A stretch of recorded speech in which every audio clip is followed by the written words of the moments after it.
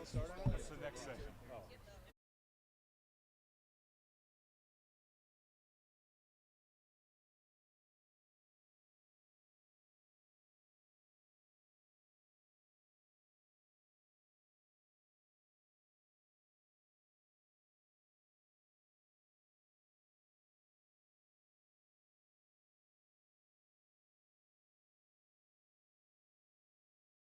Conference with Ross Bjork.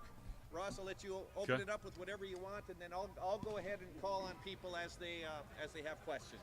What's the volume like? Can you guys hear me? Pull the mic up a little bit and lower it if you need to there. Is that good? Is that better? Okay. Oh, there is a speaker. Oh yeah. All right, we're high tech. Okay. All right. Well, appreciate you guys. I know you're here to listen to me break down the quarterback play.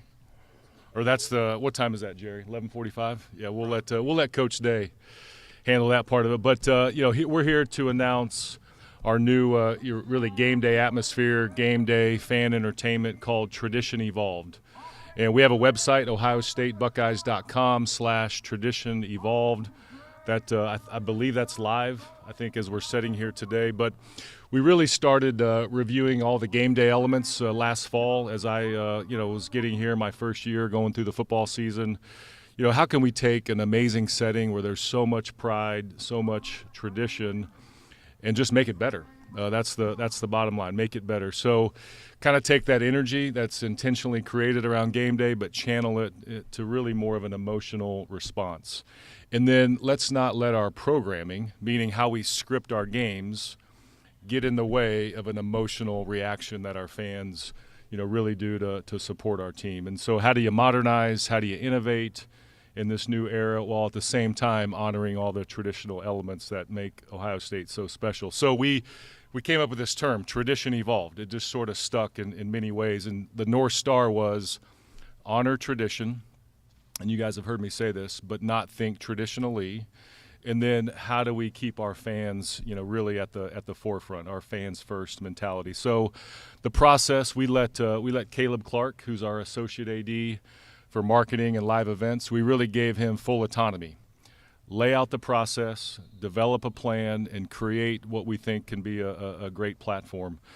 So from there, we hired a consultant, Johnny and Amanda Greco, Shine Entertainment. They are world-renowned for really enhancing a lot of game day atmospheres. So Johnny came in and looked at a couple games, not just football, but also a couple basketball games as well. And so we worked with Johnny and his team.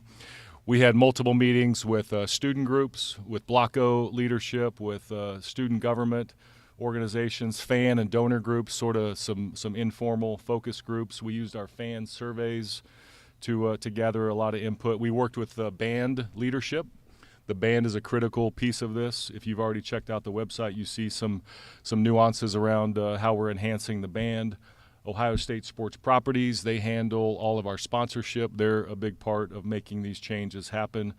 Alpha Phi Omega, they've been the bell ringer post-game. We're incorporating a new pregame routine into with the Victory Bell. So we met with them, and then just a lot of stakeholders internally. How do we make sure we pull this off? So here's the buckets. I won't get into a lot of the detail. We want the website to really speak for itself, but we will have a Victory Bell ringer.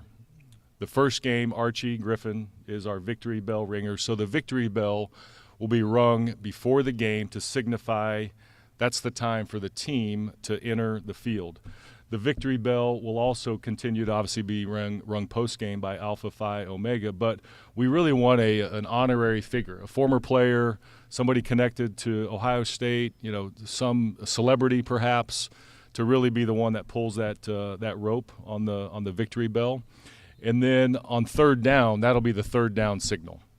When we need a stop on third down, the Victory Bell will be what signifies our fans to get into. And if you look at the Victory Bell Tower, above it says "for vigor," and that means effort, energy, and enthusiasm.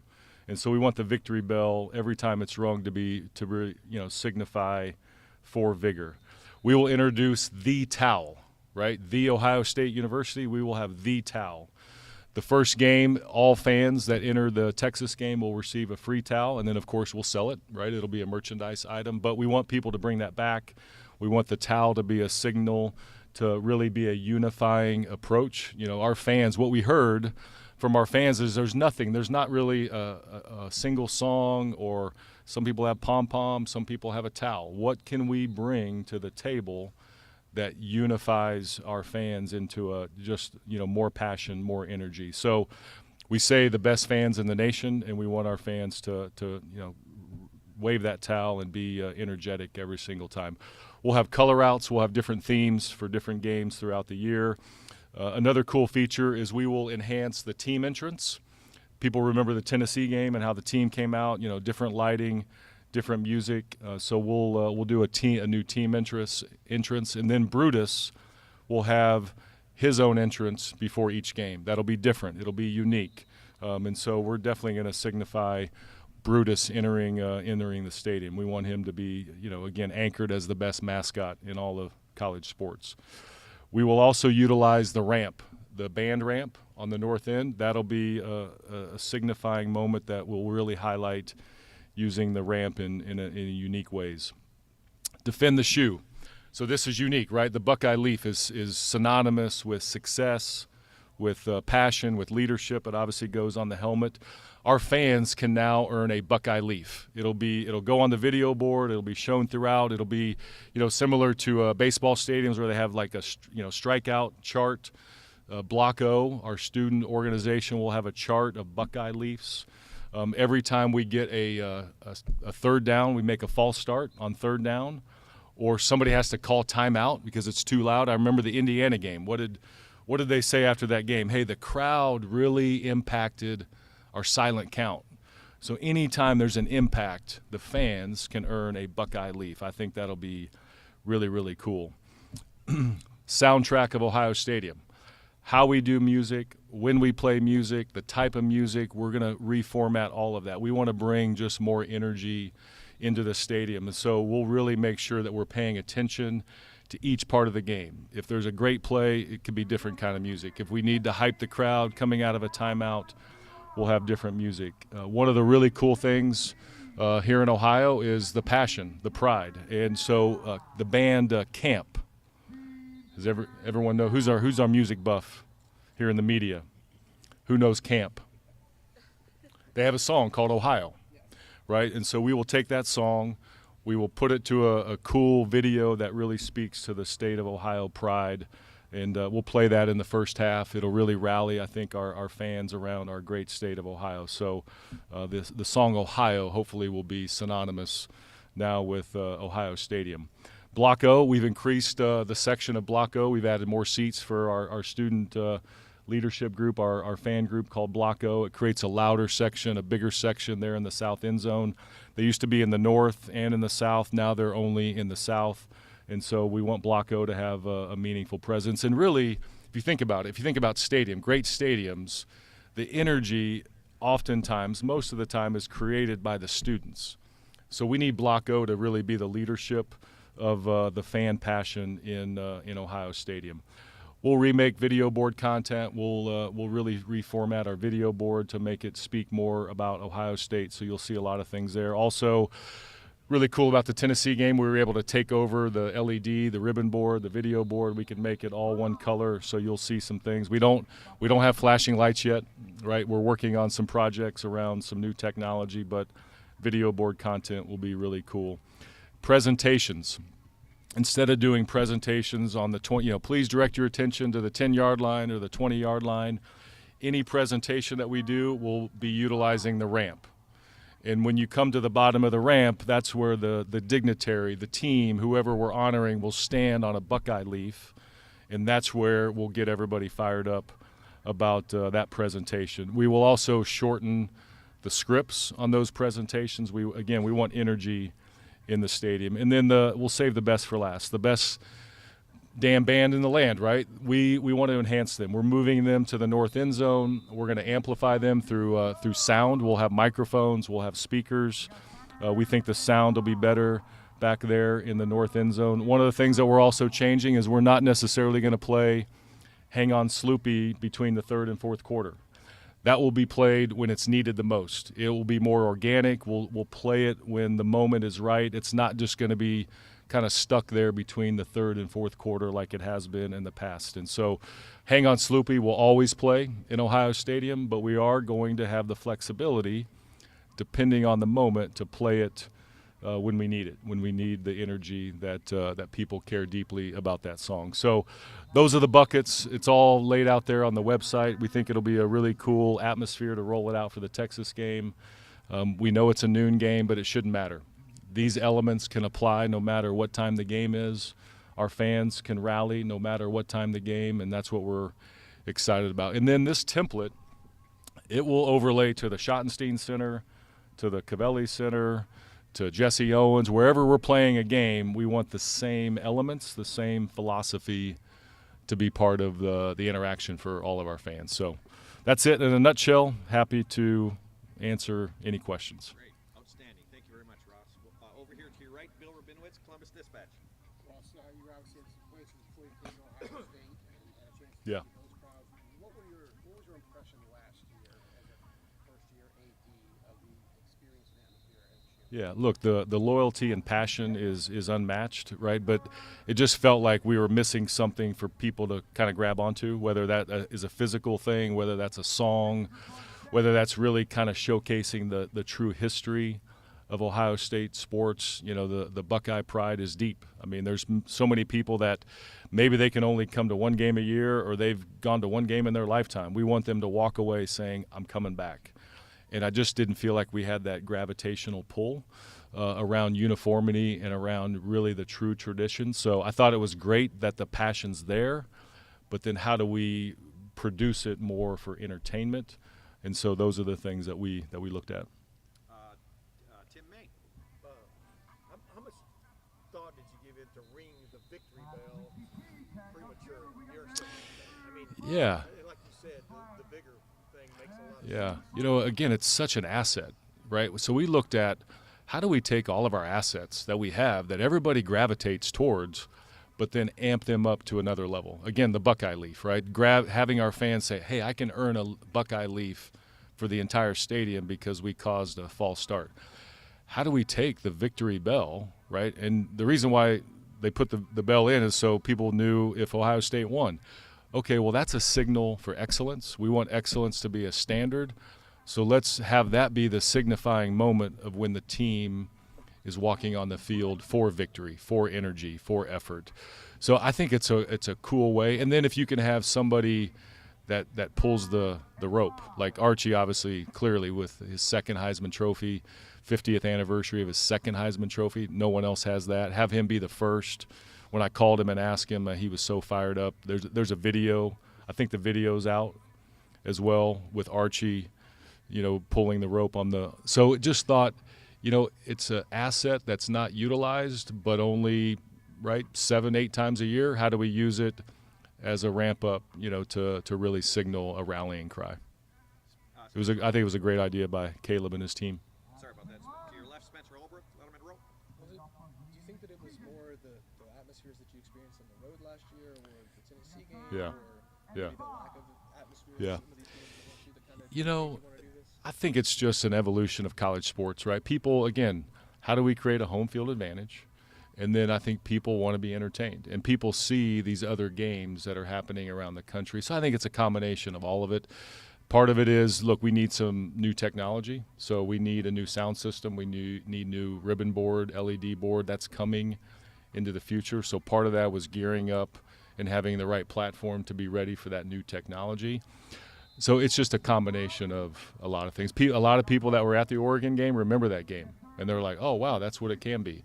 People remember the Tennessee game. So it really started, I think for me it started after the first couple games where I saw that there was an opportunity here. That new video board and everything? Ribbon board, Yeah. 2026, or We're hoping we can get some things installed by 26. If not, everything would be installed by 27. Yep. To the right, Dave Biddle, 24/7 Sports. Interesting ideas. I'm curious, was everybody on the same page, Ross? You guys had some pushback. You know, throughout the process, again, Caleb ran a great process. The amount of feedback that we got, the amount of input I think we had on the front end, I think really allowed for a runway. Look, even the band. We met with the band, and they were all in. They want more energy. They want more involvement into the game. They want more organic moments while also protecting the history. So every time we laid out a new wrinkle or a new idea, I don't think there was anything that everybody said, oh, that's too far, that's a bridge too far. I think everybody was ready to really embrace this. Jared Smalley. Ross, can you run through what the south end zone will look like now? You're doing that construction Yeah. there for the new upgraded seating, and then you're going to put all those students together. So two things on that front. What will construction look like throughout the season? And then how will the Yeah. new Blocko be formed, and how much real estate would then be left in the south end zone for other teams? Yeah, as far as block, we're adding 2 more sections for Block O. I don't know the exact number of seats that we added. It almost doubles their section, 2 more sections. This year, you will not see any quote-unquote construction. All of the install for the new south end zone premium area will be done in the summer of 2026 to be ready by fall of 26. So you won't see anything new this year in the south end zone other than Block O being expanded by 2 sections. And then that just creates, again, as we map this out, look, we sold almost 26,000 student season tickets again this year. I think it's over 26,000. Again, the more things we can do to just evolve and create, we want our students to be the focal point of energy.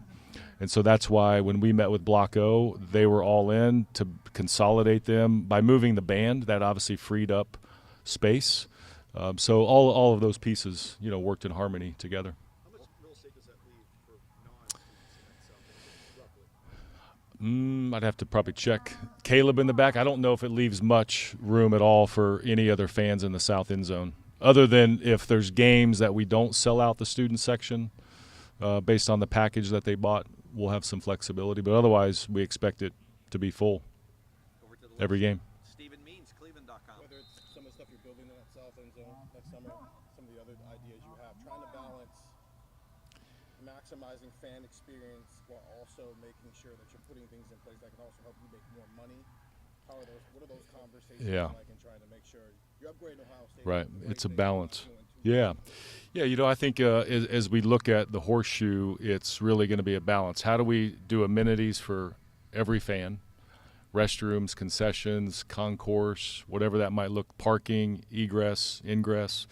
But then also, how do we monetize?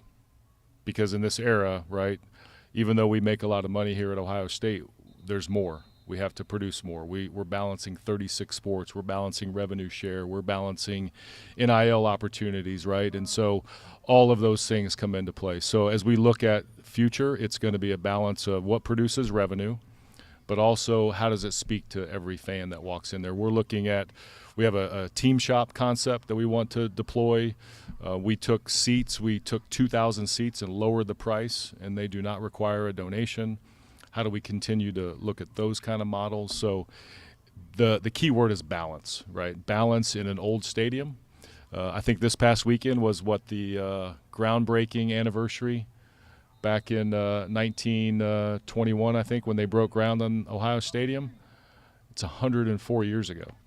How do we keep the stadium going, for the next 100 years? That's going to be the balance. Rob Aller, Columbus Dispatch. Yeah, Ross, clarification, detail on the towel and the towel. Yeah. I think it said 100,000 handed out at the first game. What's our capacity? 102, 780, right? Yeah. Question is, we have 57,000 season tickets. So, what about the second game? Bring the towel back. But they may not come to the game. How does that? Yeah, then we're going to sell them. We'll have towels for sale. Yep. Or get it from your buddy who you got your ticket from for the first game, right? Right. Joe Reedy, far left, Associated Press. Ross, kind of a two-pronged question. Yep. It is just expanding off the towel. Was there any hesitation among the group because there's a city 180 miles to the east that is very popular with that? There's a lot of copycat ideas, right, that are out there. People will copycat what we do many times too. But, look, I think it's all about, the word "the" is synonymous with Ohio State. No one else has that. So how do we create an item using the word "the"? And then the towel, it just seemed to be the easiest, most fan-friendly element that people gravitated towards. I think towels have been introduced over time at different points. So there is some history of that, but just making it consistent. But no, we weren't really worried about anybody else. We were trying to be unique about the word "the" here at Ohio State. And then just in terms of presentation, how much of it is, trying to replicate that pro sports experience with presentation, but also there's a lot of elements of college that people like? Yeah, look, I think what's unique about college sports is you have students, you have a band, right? I mean, the people gravitate towards the players. They have so much affinity for their institution. So I think it is a different element. And so how do you balance those elements of the collegiate feel, but also saying, look, it's about entertainment. It's about monetizing. It's about using your technology. It's about using sponsors in a more unique way. It's about the certain kind of music that you play. Again, using elements of our tradition to entertain the victory bell. The ramp is synonymous with the entry to our stadium. So I think it's just capturing the tradition of that, but also saying, what, it is different. People do expect entertainment, but they also want the connectivity. And I think that's what we have here at Ohio State. Doug Maurice. Ross, I think sometimes with night games, that energy can Yeah. be organic, right? You just kind of get Right. I heard you guys play some games at noon. Did the idea I've heard about that. Is that another story that we need to talk about? Yeah. just that reality, did that encourage you guys to Yeah. be more thoughtful or proactive with some of these ideas because Yeah. you're trying to create that? Again, what we tried to create is, look, we can't predict game time. We can't control it. We can have input. We can give our opinion, but the times are the times. How do you take a platform? It doesn't matter what time it is. We can ring the bell, right? We can use the ramp. We can do Buckeye Leafs. We can change our music. We can flash LED in daylight too, right? There are certain things you can do at night that you can't do, like drone shows. Can't really do that during the day, right? We did that at the Tennessee game. But really taking a platform and saying it doesn't matter. How do we engage our fans in a more unique way? That's what we wanted to really stand the test of time. If it's a noon game, a 3:30 or a 7:30, it shouldn't matter. Here's the platform. Here's the tradition. Here's the elements to get our students involved. So it really had to kind of stand the test of time no matter what time the game time is. That was important. Doug just took my question. Yeah. Ask an NIL question. An NIL question? Free game. Here we go. When we last ambushed you at Victim Media Day, Yeah. the rules were being a little bit relaxed. After looking at it now, what are your thoughts? Does this change anything materially for Ohio State? Yeah, look, the ruling from the College Sports Commission about the collective world, that's what we anticipated, right? It doesn't matter what you call yourself. It's really about what your purpose is. So we have all kinds of opportunities in the business world that meet valid business purpose, range of compensation. So we're deploying those things right now. We were ready to pivot if we needed to, but in a lot of ways we didn't have to. That's why we created Buckeye Sports Group. We're talking to sponsors. We're talking to donors. Our collectives are still engaged from a leadership and a structure standpoint. So we have a lot of things in place to adapt to what was said last week, but also we're still waiting on the rules to be published. We're still waiting on what does cap circumvention mean? What can and can't you do with high school prospects? Because many people have different interpretations of that world, right? So there's still some things that the world is waiting on for college athletics. Hopefully we'll have some clarity this week. That's what we've been told. But we really need a whole messaging campaign to come out of the College Sports Commission. Here's our staff plan. Here's the roadmap. Here's the things that haven't been solved yet, but here's the things that will be solved. We've got to instill confidence in the system. And we're urging the leaders of College Sports Commission and our commissioners to get the clarity that we all need so then we can keep marching forward. And will you have both the Buckeye Sports Group and the collectives operating separately but together? No, together. Yeah, it's an integrated. It has to be an integrated approach now. We've been on the same page definitely since I got here, but also even before with collectives and our team here in athletics. So even more so, a more integrated approach I think is needed in this environment. I guess the better way to answer Yeah. the collectives are still going to be there. Yeah, they're still there. Yeah. Again, the leadership is still there. The people are still there. The infrastructure that they had in place before is still there. That never went away. How that weaves in, those are the things that are all, evolving on a kind of daily, hourly basis. Back in center field, Whitney Harding, WCMH. Hey, Whitney. Kind of a somewhat silly question for you, but this is your chance to make a pitch. Who is your dream victory bell ringer? I mean, you got to start with Archie. Again, he's one of one, right? There's only one person that, and that's why it just made so much sense. Last year, we did the statue, we did Archie Griffin Way. I mean, that was memorable, and so you couldn't really duplicate those kind of things for the second year. So it was really more about how do we take him and highlight him in a unique way. And as these plans evolved, I don't know how you pick anybody but Archie. Over to the right, Steve Hellwagon, 24/7 Sports. Hey, Steve. Sounds like you're addressing the entertainment aspects of this whole Yeah. experience. The two biggest complaints that we see on social media message boards: one, long lines for bathrooms. Yep.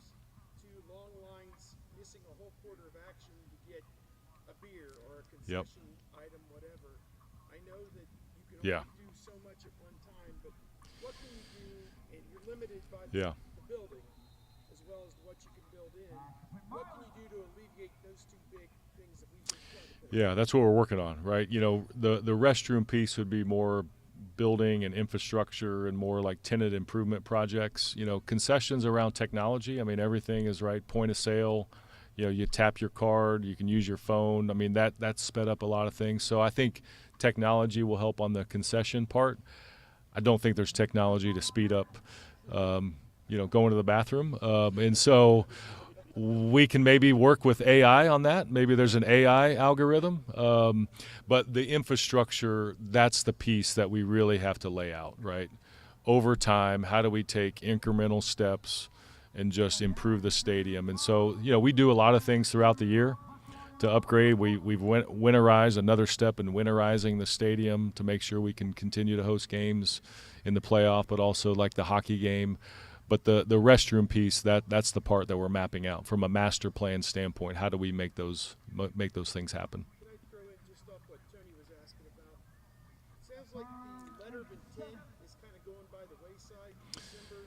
Like, what now Yeah. binds a high school athlete in November, December to the college they're going to enroll in January? And how sticky? Yeah, the letter of intent went away last year, right? That went away. And so you're signing a financial aid agreement for the scholarship piece. And then you're also now those athletes that receive a revenue share allocation will sign a revenue share MOU, memo of understanding. And so that's what would bind them to the institution. And again, there can be buyout things in there. There can be transfer language in there. Again, some of those things can be negotiated individually. Some of those will be standards by the Big Ten because we're part of the Big Ten. So those things will be signed in December on signing day. By definition, what's the difference between that and a contract? There's not much other than, maybe what you call it, right? Memos of understanding is what the Big Ten has laid out. It's a uniform, memo across the conference. So we're working, through the logistics of that right now. Contract, memo, whatever you want to call it, it should have the same parameters. I think what you may be getting at is the employment piece. Like, okay, where does that go? And look, I think as an industry, nobody's there yet, right? We can talk about it, but it comes with a lot of complications. And so right now we think this is the right structure. We'll keep analyzing and keep building, for what lies ahead. Got time for just a couple more. Over to the right, Austin Ward, WBNS Radio and TV.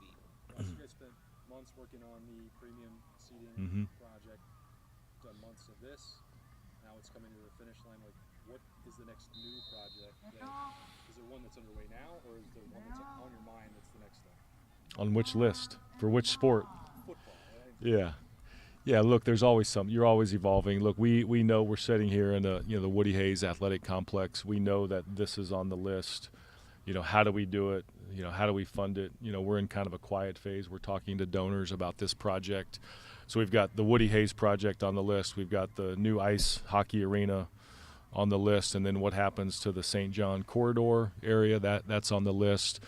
We hope to install new video boards for soccer, softball, baseball, all the outdoor venues that need an upgrade. We hope those get installed over the next year. A new video board in the Schottenstein Center. I mean, there's a constant list. obviously Ohio Stadium, we talked about that, but we really want to get hockey in the Woody Hayes complex off the ground, make those visible. Here's what we're doing. Here's the timeline. Here's the funding outline. So hopefully by this fall, we'll have a little more clarity on what that looks like. And final question, Pat Murphy, 24/7 Sports. Yeah. For a little over a year now, but how much do you lean on others to decide, hey, this is something we can change, like the victory bell, or maybe this is something we don't touch because it's sacred to Buckeye? Yeah, I think that's why we did the focus groups. That's why we had a great, robust process to say, is there anything that we may want to touch that we shouldn't or we need to be careful about? And so it's very, very important. So we rely on former players. We rely on staff members who have been around a long time, obviously, fans and donors, things like that. We relied on a lot of input of just saying, hey, everyone recognized the need. Then it's about how and how do we execute it. So I think it was a great process to get a lot of input. Ross, thank you Okay. very much. Thanks, everybody. Thank you. Folks, just FYI, Ross will be on All Sides with Amy Jurovich tomorrow, 10 to 11 on WOSU. Will the bell ring before every third down, or just like big third It'll downs? be Every third down, or? when we need it on third down, it'll be piped in. Gotcha. Yeah, Oh, okay. yeah, it won't be the actual. Gotcha. Yeah. Gotcha. Yeah. Thank you. Probably should have clarified. Yeah, but it'll be piped in. Yeah. Does Archie have somebody take a break with? What's that? Does he? Yeah, for the first game. Yeah. He won't have to do it every third down.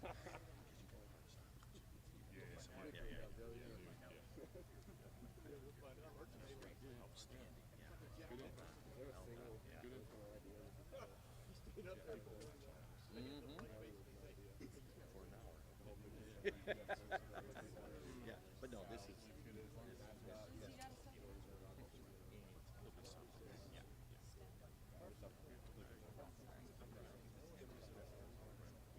Well, I agree with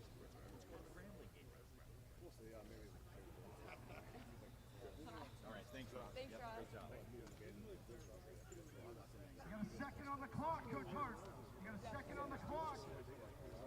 Offense is still up. They need a touchdown.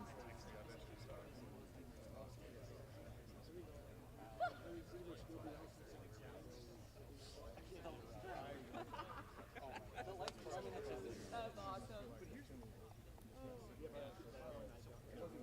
It's okay to have it in a section of your stadium that's allowed to keep people inside. Well, no, I'm saying like move them out of there, so like students can be between seats for 60 minutes. It wasn't just the students being removed, but also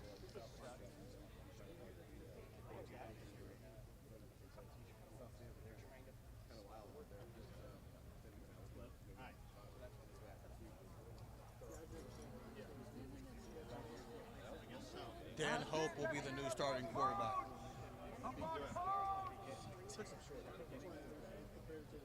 Yeah, that's what I meant.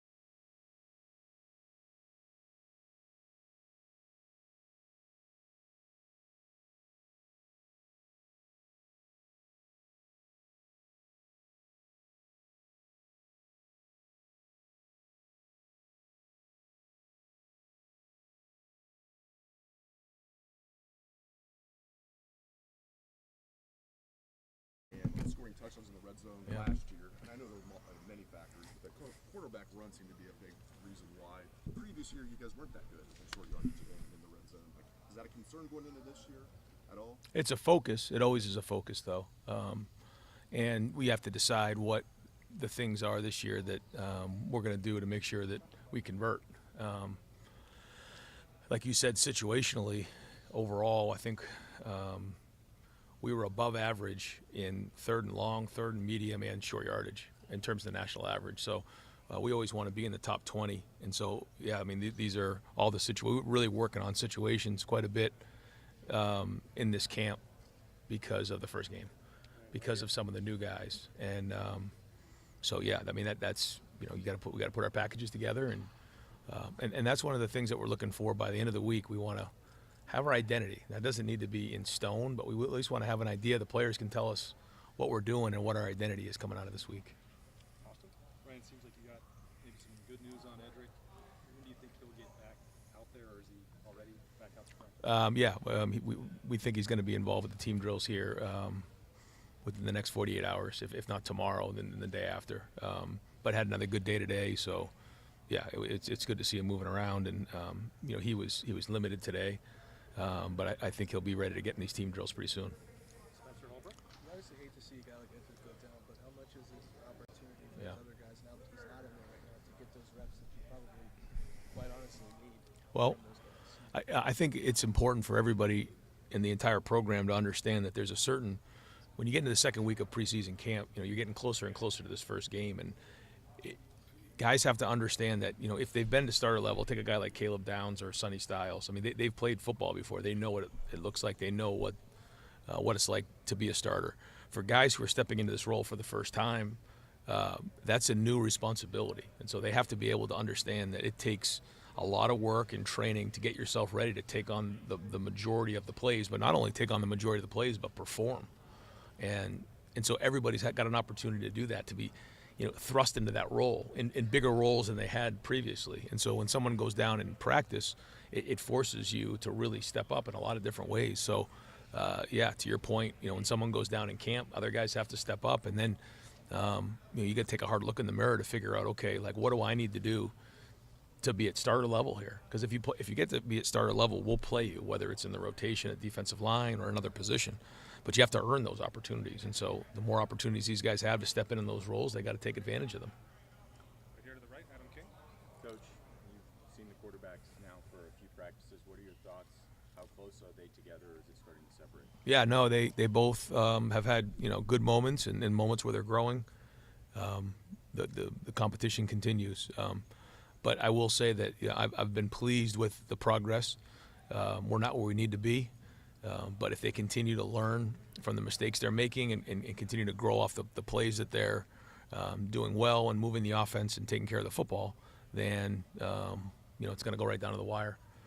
But ultimately, they got to take care of the football. I'm seeing growth for sure. I'm seeing great attitudes, great work ethic.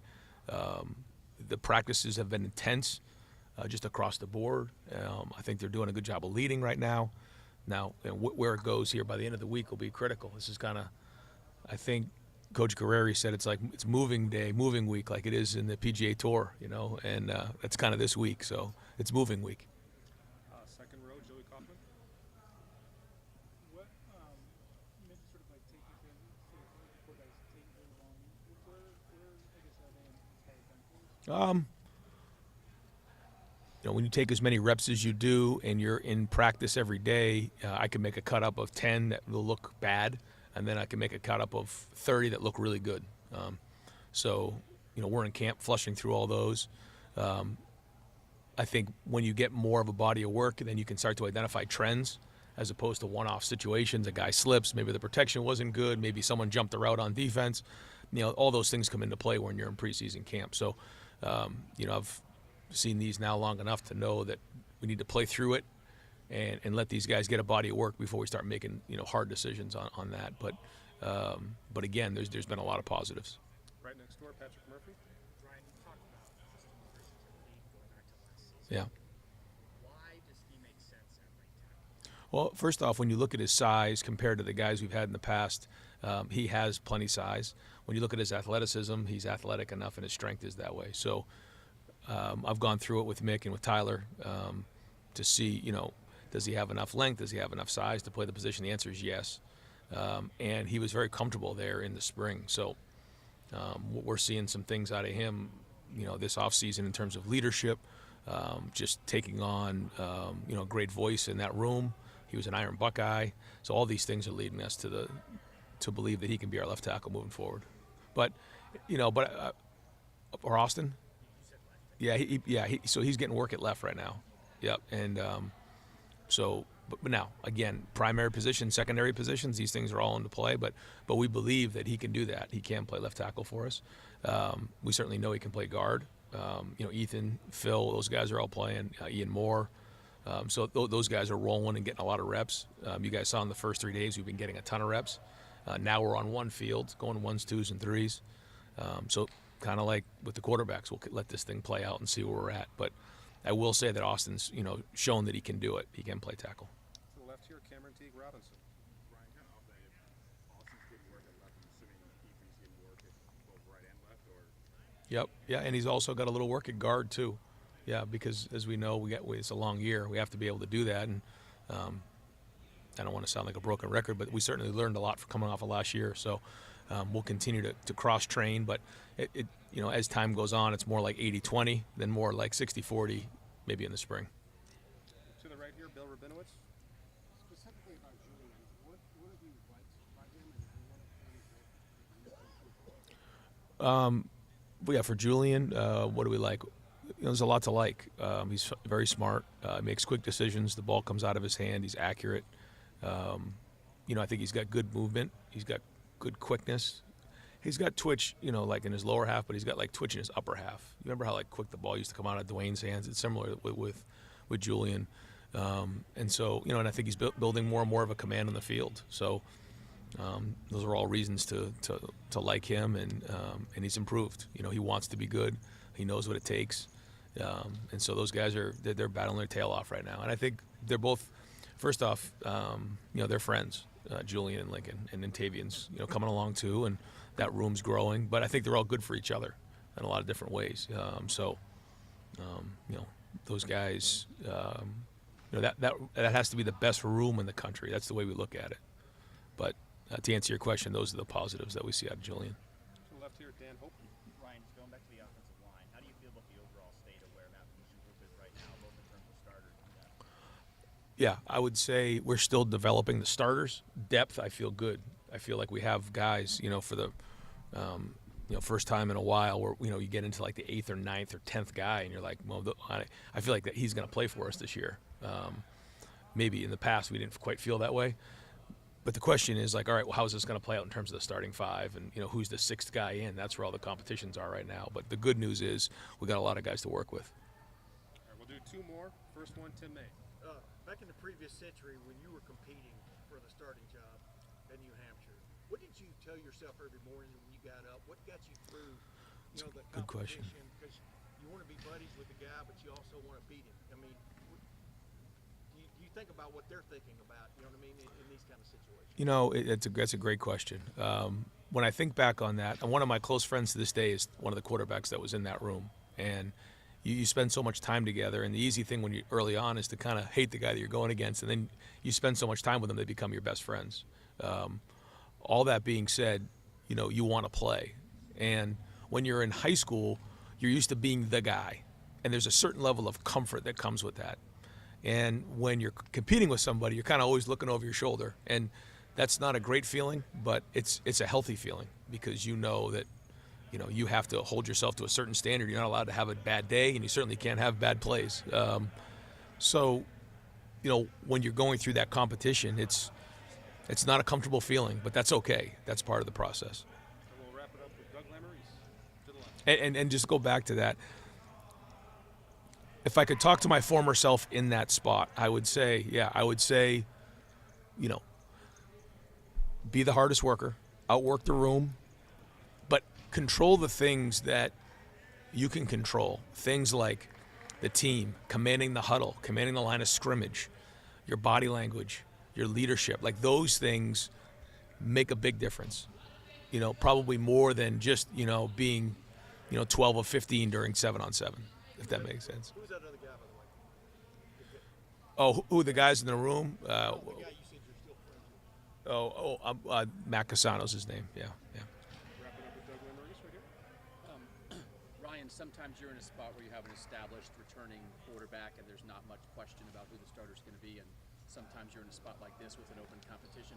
Is there anything that an open competition into August is good for a team, good for a room, that there's positives in that, or is it just something you have to go through when you don't have the number one guy who's established? Yeah, no, I think there's positives and negatives to everything. You know, I think you can look at it that way. You know, there's positives, I guess, to having an incumbent, but the positives of having a competition is that, you know, every day you got to bring it, and every day, you know, you got to put your best guys out there to figure out who's making progress and who isn't. And you know, guys are always on edge. They're uncomfortable. They're working at it. You know, and I think that's healthy for the entire building. All right, Coach. Thank you. Yep. Thanks, guys. Thanks, Yep.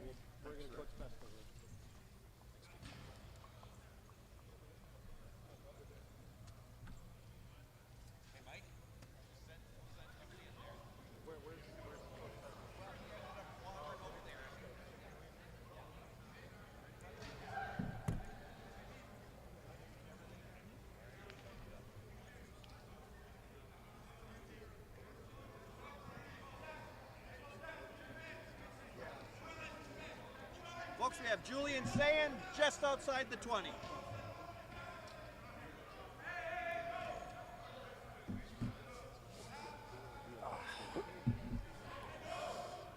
Julian, how do you stay ready and be your best every day when you know every throw, every whatever is going to be judged? Yeah, I mean, it's all about improving every day, and you know we're trying to make it so you know every rep is game-like, and you know even in 7-on-7 and routes on air, we're practicing like we're in the game and visualizing ourselves in the game.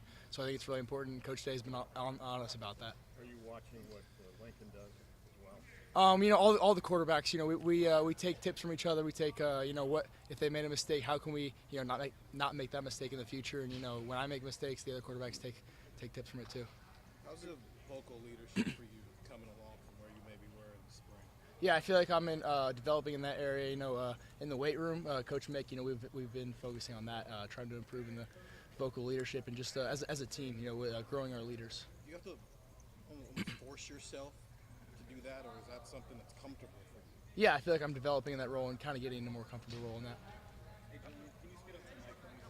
Yeah, I got you. What kind of day did you have today, Julian, in your estimation? Yeah, I feel like I had some good plays out there, and then there's stuff to clean up. You know, we're gonna get back in there and watch the tape, and you know, see what we got to clean up, and then you know, correct it, and move on to tomorrow. How eager are you to know the answer to the question that everybody's been asking for 7 months now? Who's the starting quarterback of Ohio State? Yeah, you know, we're just taking it one day at a time. You know, we have a close room here, and you know, I focus on you know how I played today, and then just improving, and you know how I'm going to go practice tomorrow, and just getting my mindset ready for practice tomorrow. Coach Day was talking about when he had gone through quarterback competitions as a player and kind of, you know, hating the guy at first, but then, you know, getting really close to him and kind of going through that competition. What's kind of your relationship been like with Lincoln as you guys have, you know, entered this competition? Yeah, I think you know, in the spring we only had 3 guys here in the room. You know, me, Tavian, and Lincoln. So we were very close as a group, and you know that's just grown this over the summer and then into this camp. You know, we're a very close room, and Coach Fessler leads that. So it's a very close room, and you know, yeah, we compete every day, but we have each other's backs for sure. Julian, what do you feel like the biggest places in which you've grown from where you were this spring to where you are? Yeah, I feel like, you know, just developing in my footwork and, you know, in my accuracy, my mechanics, and then, you know, just developing as a leader is where I wanted to grow, and I feel like I've done some of that this summer. Do you feel like you get more comfortable out there every day?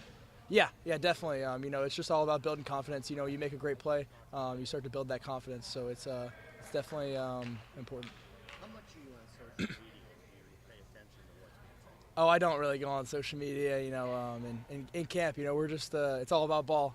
So you know, I text with my close friends and family. You know, but you know, just out here with my teammates and bonding, and it's all about ball. Do you know Arch Manning? Do you know him? I don't know him, and I know he's a great player, and I've seen him play over the years, but I don't know him personally. And you personally, what do you think you will show people the fact you get this job that's different, about what you bring to the program? Yeah, I'm just focusing on improving and developing myself, and just being ready if my number is called.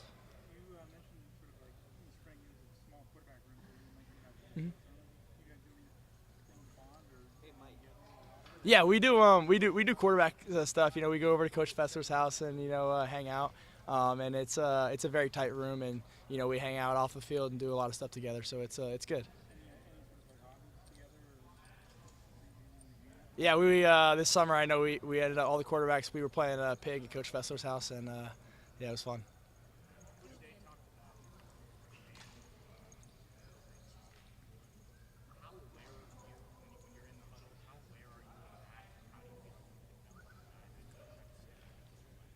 Yeah, I feel like I'm developing into that role, and it's I'm trying to improve in it every day this camp, and I feel like I'm just still trying to improve in that area, and I feel like I've done a good job.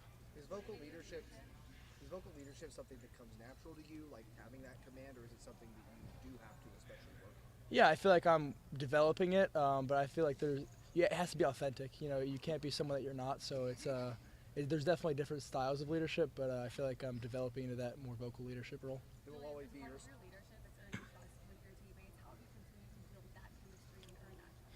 Yeah, I think earning trust is just all about consistency. Who are you day in and day out, and are you making the routine plays routinely, and are you someone who the offense can count on and who your teammates can count on consistently?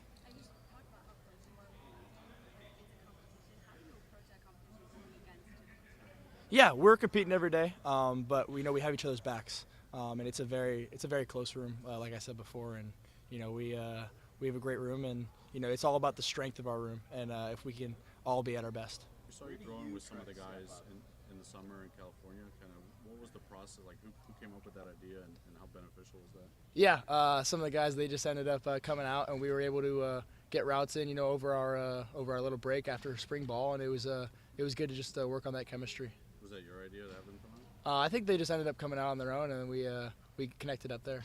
What's the area that you're most focused on right now personally, or that the coaches have talked to you about growing in over the next couple weeks of camp? Yeah, I feel like I'm just focusing on developing and my execution of the offense, and commanding that huddle and improving in that leadership role. Julian, how hard is it to maintain that day-to-day focus and not try to think behind this and that? How hard is it to just stay focused on the process? I feel like it's just being where your feet are. I'm excited to be out there practicing every day. I get to play get to play the game I love, and just be out there and be with my teammates and having fun. And we watch the tape, we correct it, and just move on to the next day. But it's just playing the game I grew up playing and playing the game I love with my teammates. You said National Championship Media Day. You said you want to improve at everything. You said you really were focused on getting stronger during the summer, spring and summer. How do you think that went? Yeah, I definitely put on a couple pounds with Coach Mick in the weight room, and I think I've definitely gotten stronger this summer and this winter. Where are you up to now? I'm at 210 now. And you're what? Everybody keeps thinking you're 5'5". You're taller. No, I'm 6'1". Yeah, 6'1". You said when it comes to vocal leadership, it's about being authentic and true with who you are. So who are you as a leader? Like, are you the kind to encourage guys? Are you the kind to ride guys? Like, what is your authentic leadership style? Yeah, I feel like everyone's different. So there's some guys that you got to get on and you got to be very vocal with them and kind of get in them a little bit. And then there's some guys that you just lay off. They're gonna come back and make the next play. So it's different with everybody. I feel like. Julian, two more questions. You talked to Will Howard at all? I haven't talked to Will recently, no. But in spring ball, he was out here, and we got to connect. And he's obviously very, very close with our room and Coach Fessler. So I love Will. Julian, when you're away from football, what's something that you use to kind of get your mind away from this competition and help? Like, what are some hobbies or things that you do to not focus on that? Yeah, when I'm in California, I love going to the beach, hanging out with friends, and just being with friends, being with family, and spending time with them. Julian, how have you seen Brandon Ennis step up as he's kind of prepared to take on a bigger role this year? Yeah, Brandon Ennis brings a lot of energy, vocal guy for the offense, and he's definitely done a great job this far this camp, and he's a great player, and he's a very good receiver. All right, Julian, thank you. In California, was that It was in Orange County. Thank you, Julian.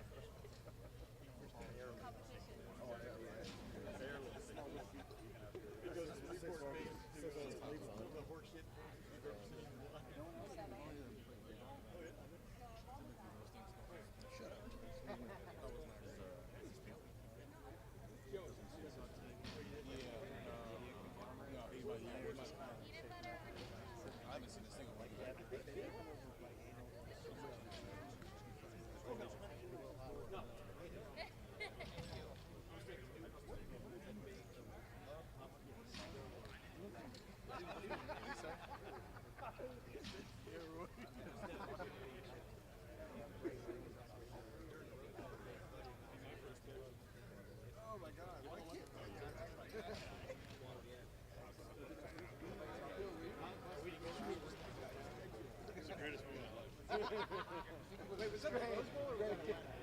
Rose Bowl. Come on back. I was the perfect amount of drunk.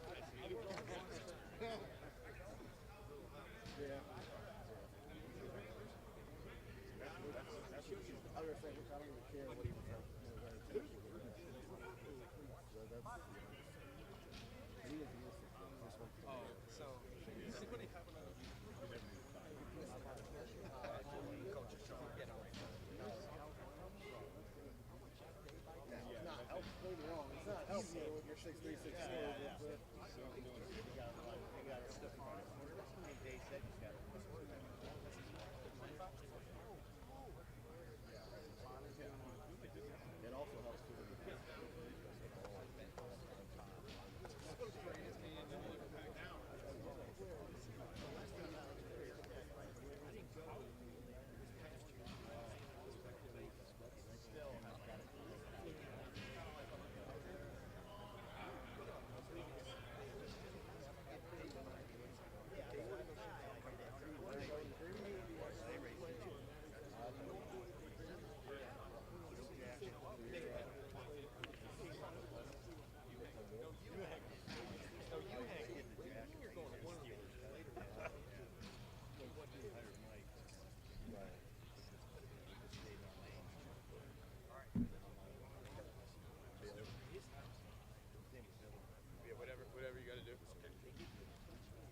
Folks, we have Billy Fessler on the 20.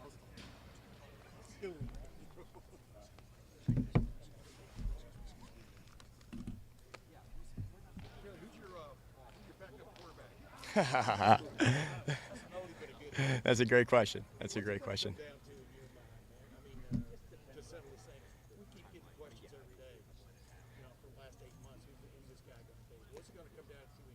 Yeah, I think we're in a situation where number one, we've got to be consistent. We've got to make the routine plays on a consistent basis, day in and day out, rep in, rep out. We can't afford to be in a spot where we don't make those plays. But as fall camp goes on, the way that it's situated is usually the first couple of days are more normal downs, and as it goes, you start to get into more situational football. We have got to be great on third down. We have got to be great in the red zone. That's where we have to excel, and we've got to be great in 2-minute drives. That's where quarterbacks make their money. And so we're in a spot where we're getting more and more of those situations every day.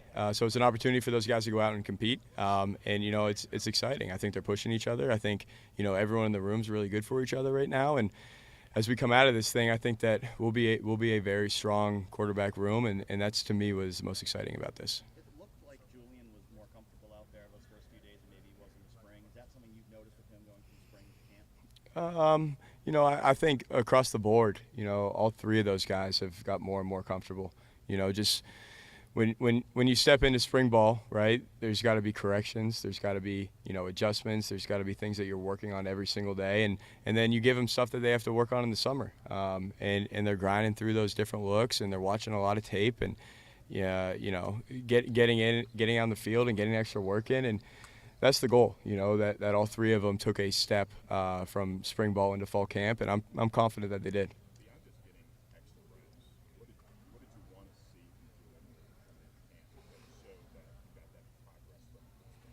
Yeah, I think, there's so much to quarterback play, right? So to sit here and go through all those things, we could be here all day. But as simple as things as our footwork, as our base, as making sure that we're getting to the target, as making sure that we're in a spot where our back foot's connected to the ground and it's underneath our back hip, and we're powerful and using everything we have from the ground. Decision making, getting our eyes in the right spot every snap, to know exactly what we're looking at, to be able to recognize pre-snap what we think the defense is going to do, and then post-snap, can we confirm that's what the defense does? Okay, and having a plan, right? What if it's not the look that I thought it was going to be? Now what? Where do my eyes need to be, and how does that affect my decision? But constantly playing those games, both on the field, but also I think it's just as important to play that in your head. We talk to those guys all the time that we're laying around at bed and maybe watching some film and look at a clip and it'll be, okay, what would I do here on this play? What would I do here on this play? And constantly challenging your mind to play with an imagination, even when we're not out there on the field doing it, is an opportunity to grow. Is an opportunity to get better. And maybe somehow mentally I can put myself in that position. So if I do get a look that hadn't shown up on tape all year long, but they give us a different look on defense than maybe they've shown, I'm ready for that moment. Where have you seen Lincoln grow? What's that? Where have you seen Lincoln grow? Well, number one, he's an Iron Buckeye. So, which is pretty incredible. Obviously, we know that's a big deal around here, and his work in the weight room was tremendous. So, as an athlete, we've definitely seen that. And then, on top of that, we've seen him grow as a leader. He's more vocal. His presence is felt. I think he's playing with a little bit of an edge to him, which is good to see. I think you have to play that position with a little bit of an edge without, ever getting too high or too low, and that's contagious. So we're seeing that right now from Lincoln. And then, as far as mechanically it goes, we're definitely seeing Lincoln get the ball out quick. I think he's accurate. I think that his base has improved. There's been, a couple of things that in the spring he was working on with his footwork, and we've seen some drastic improvements that way. With Lincoln specifically, you know that he's got the black jersey on. A lot of his athleticism probably gets taken away by blowing the play dead or things like that. How do you see him as an athlete in that regard, while also not being able to see it as much on the practice field since he's not live? Yeah, I mean, you definitely can't see it to the full extent as though you go live. But we still see it. We still see it. There's times when he's extending plays or stepping up through the pocket and taking off and going. And there's no question Lincoln's a great athlete, and that's got to be something that he plays to his strengths. That's got to be something that his game has in it, which he's shown to do a great job of. He's made a couple plays throughout spring where he's extended the play and kept his eyes downfield and made some great throws. So that's, although we can't see that quite as well because we're not going live, there's still definitely a feeling for that. He does a lot of that athleticism regard, and I'm sure there are things that Julian does really well. How do you make sure that those guys are trying to win the competition on what they do well, but also making them get out of their comfort zone so they're being thrust into positions that maybe they're not super comfortable with to show you guys that they can do those things? Yeah, I mean, as we script practice and we go through it, we try to be extremely detailed in the different reps that everyone's getting, and it's not like we would ever script a certain play on purpose because it fits someone's strengths better. We want them to run the offense.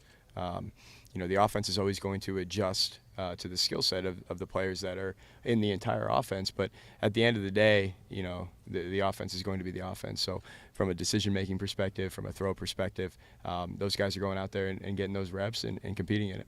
Joey, I assume that at this point of training camp, you're not really thinking in terms of who's ahead. At what point do you need to start thinking that way? Or are you just right now, it's pure development and we'll get there?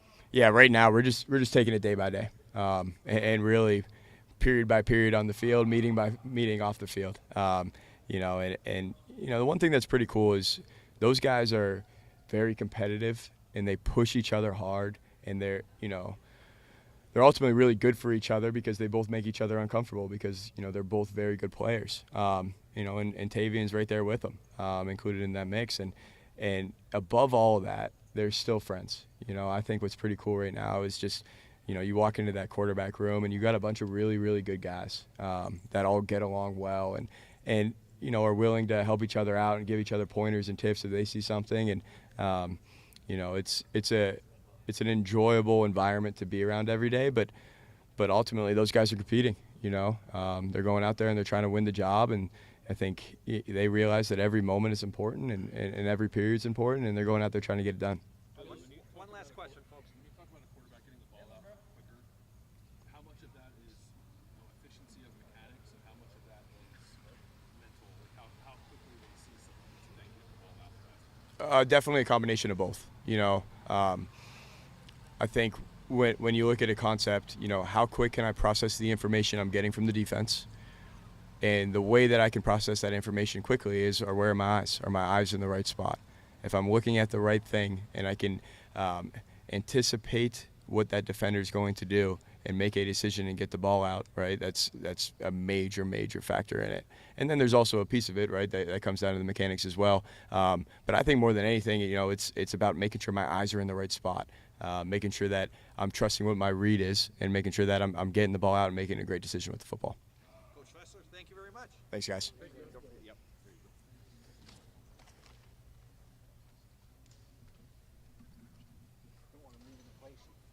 Right, exactly. Folks, we have Lincoln Kienholz, just outside the 20.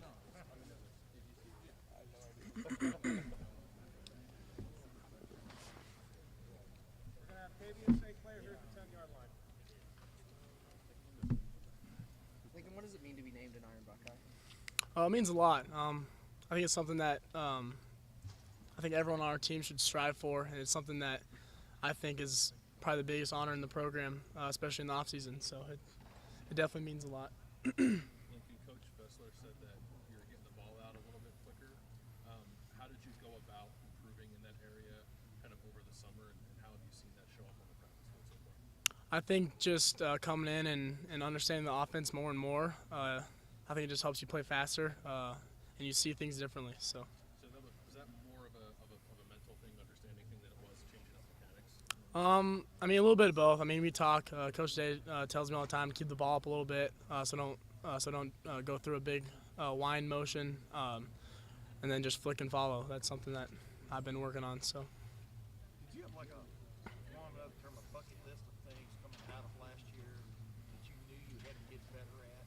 Did you follow my drift there to get to where you want to go and stuff? Can you delineate a couple of those things where you definitely think you've made an improvement, like your release? Yeah, I'd say probably first and foremost get my body weight right, get to a spot where I can go out there and play, and then get stronger, get faster. That's something I've been working towards this off season with Coach Mick in the weight room, and that's something that I've been looking into a lot. And then also, I mean, football wise, just film study. That's something that we also did off season as quarterbacks, just come in and watch film together and just get better. So. Yeah, how big are you now, weight wise? Like 215. And you're what? 6'3".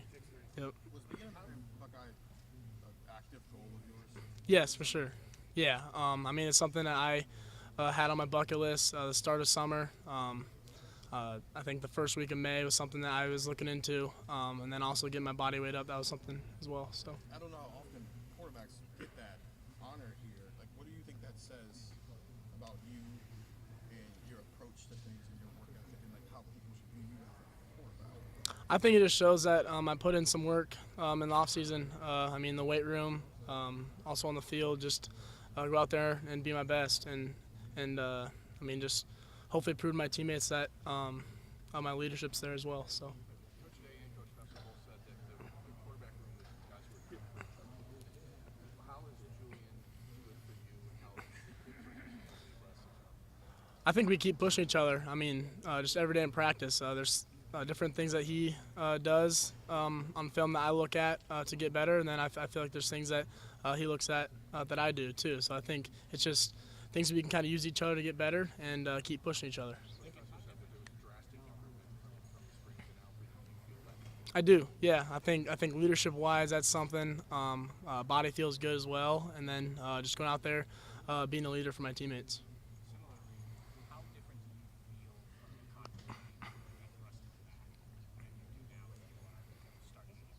Yeah. I mean, I feel way different. I mean, as a freshman going in there, I didn't really know a whole lot. I think the biggest thing is probably protection for me. I didn't really know really how that worked, and I mean, now that's something that I feel like I'm pretty good at, and I can go out and execute that well. And I mean, also, I mean, I've been in the offense for 3 years now, so it's something that I think just more time, more reps, and film study, it's helped me get better. So. Lincoln, everybody. We've heard a lot about your athletic background in high school and different sports, positives, but also the one that's focused on purely playing quarterback. These couple of years where you have been purely focused on quarterback, how much has that changed some of those things you just touched on? Yeah, I mean, just being an athlete helps. First and foremost, playing basketball, baseball, football. I think that helped me kind of get to the position I'm at right now. But now being in college, it's way different. I mean, just having 3 years to kind of just focus on football and playing quarterback, I think it's helped me put me in a good spot. So. Looking at your athleticism, it seems like the black jersey could be restrictive for you at times. How do you kind of overcome that, be able to flash that athleticism, and show these coaches that you can do all of these things while also knowing that you're not live and having that black jersey?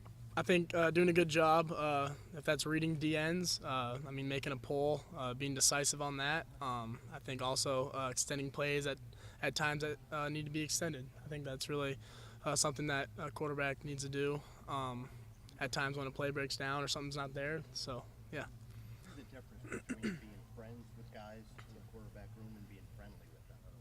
Which were you, and how did that develop as you guys are? I'd say we're friends, honestly. I think just the past 2 years, Julian and I have developed a good friendship and good relationship towards each other, and then obviously with Taven coming in this year as well, I think we're all all cool towards each other, and we all want each other to get better and be the best we can. So.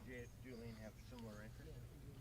I mean, it's a little different. He's a Cali kid. I'm from South Dakota, so I mean, there's some things that we have an interest together, but then there's also a lot of things that we do on our free time. I think this summer a big thing was golf. I golfed with Julian a couple of times this summer, so I think that's something that we kind of share interest in. So I did, yep.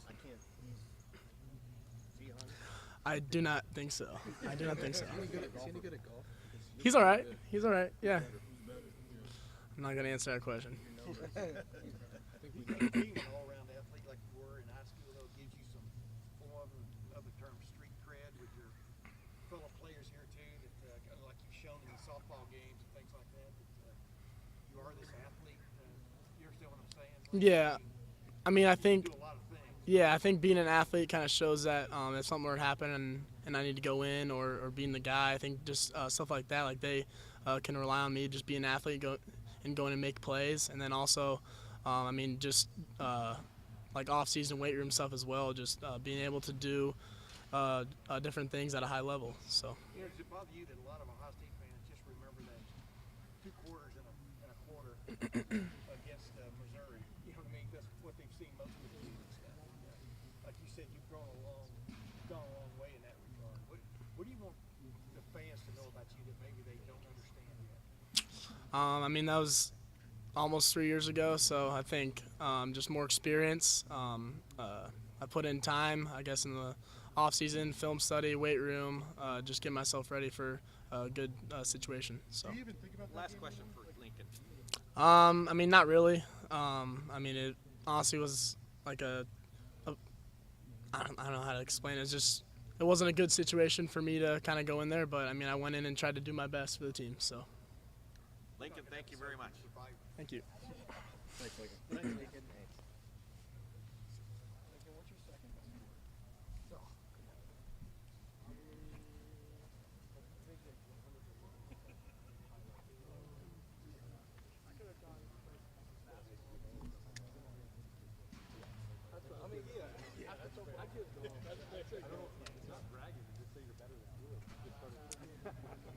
How are you at hockey?